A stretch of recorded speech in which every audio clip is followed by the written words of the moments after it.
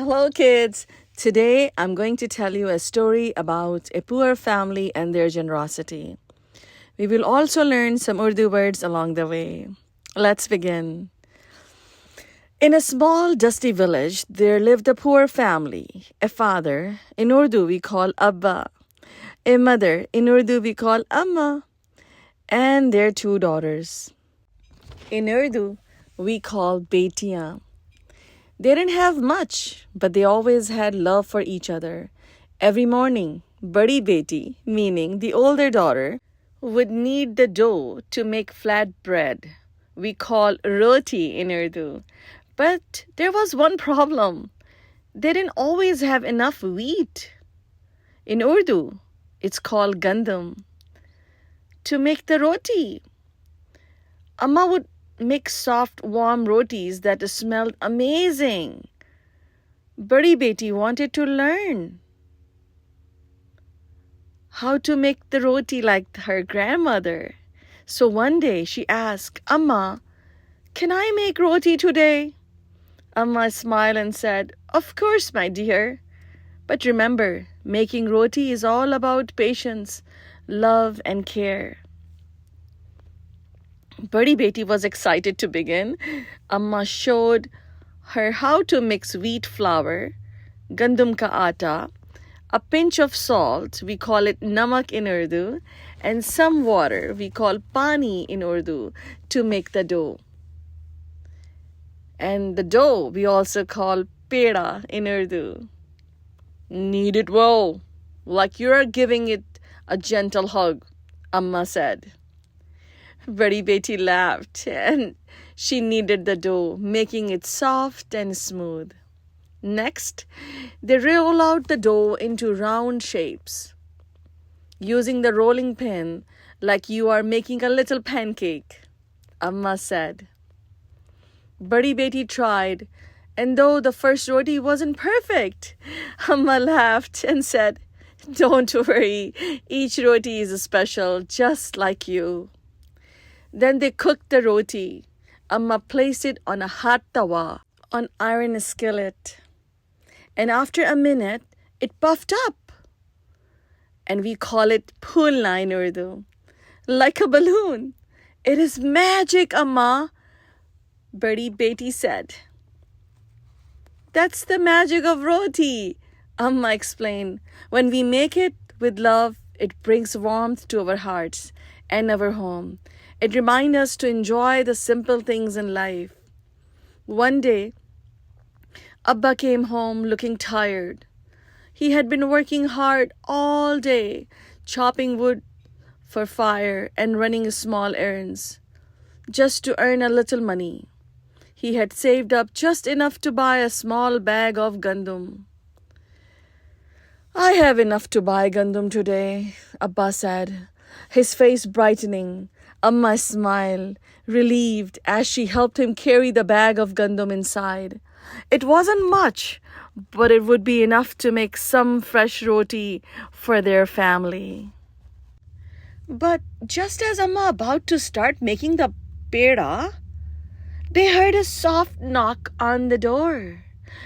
Choti Behan, little sister, curious as always, rushed to open it. Standing there was an old beggar, we call Budha Fakir, looking hungry and tired.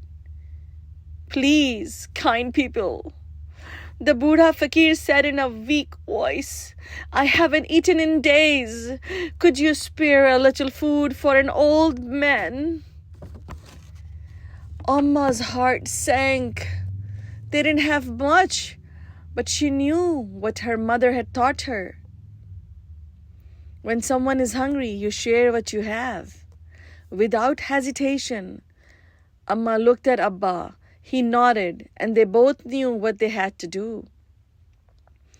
Amma carefully took the fresh dough, fresh peda, and made a warm, soft roti.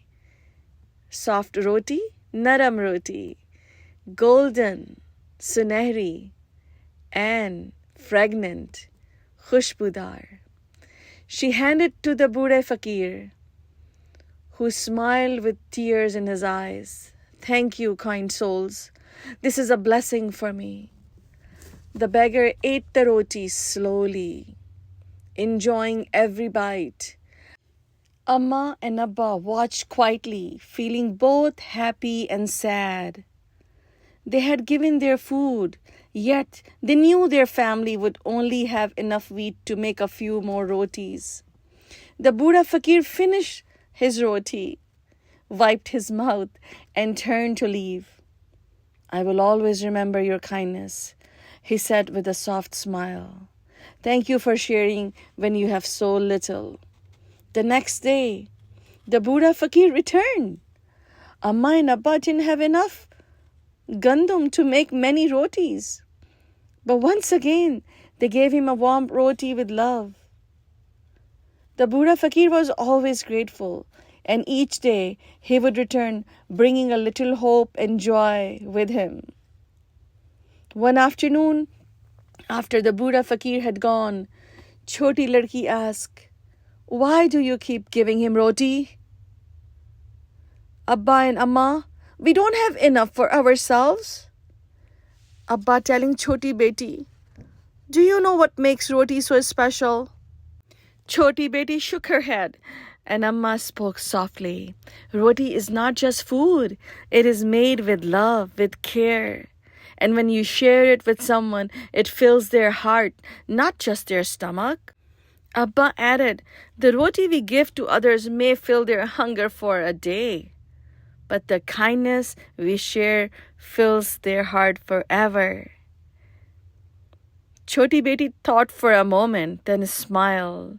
She understood now. It wasn't just the bread that was important. It was the love and kindness that came with it. As day passed, something magical happened. More people in the village heard about the kind family who shared their rotis with the Buddha Fakir. Slowly, others began to offer a little help, and the family life became easier. But they never stopped sharing what little they had. And so the little family continued to make roti, not just to fill their stomach, but to fill the hearts of others too. The Buddha Fakir kept coming, and every time he left, he would smile and say, your kindness is the best meal I've ever had. So kids, the moral of the story is, kindness feeds the heart and brings people together, making the world a better and happier place. The end. Kahani khatam. Alvida from Future of Urdu की तरफ से. खुदा हाफिज.